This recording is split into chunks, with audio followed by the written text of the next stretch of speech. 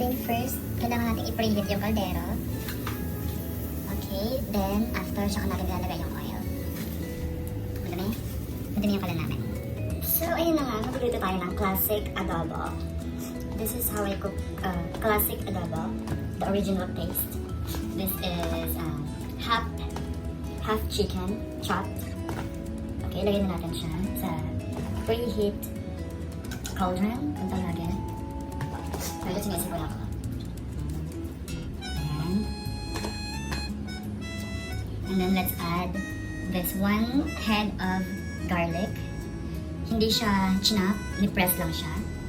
This is very easy. And now let's add laurel leaves, like mga 3 pieces, 3 leaves. Ayan. Then let's add dinikdik na ground pepper. Hindi pulverized, so hindi siya pinalaman, naka-ground lang. Pero dahil kulang ako, hiningi ako sa ka-flat ko. Lagyan natin siya ng diba. Ito, binikdik na naman siya. Pino. Ayan.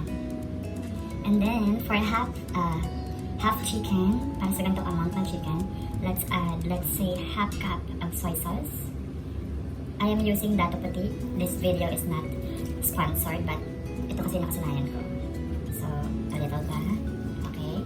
After soy sauce, let's add some vinegar.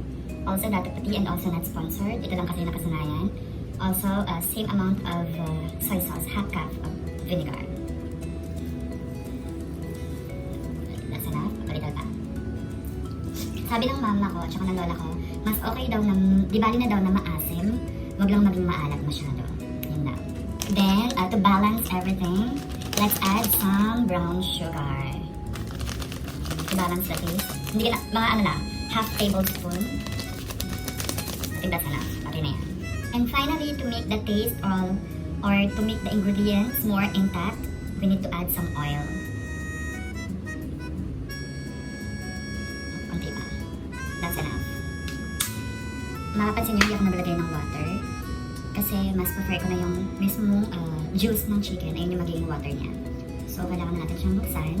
And let it, kailangan niya ma-steam in low fire for 15 minutes. Tapos balikan natin siya. Okay, all is set. So, we have to cover it and let it steam for 15 minutes in low fire. And we'll be back to check. Check din pag may time. Di pa siya luto. Ayan siya. Medyo halo-haloin natin na konti.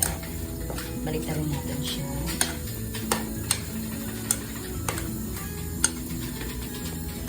So far, na-achieve naman natin yung bet natin na-achieve na texture.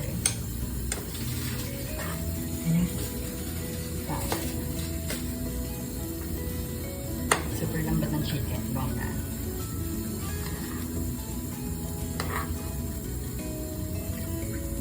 This is what I call classic adobo.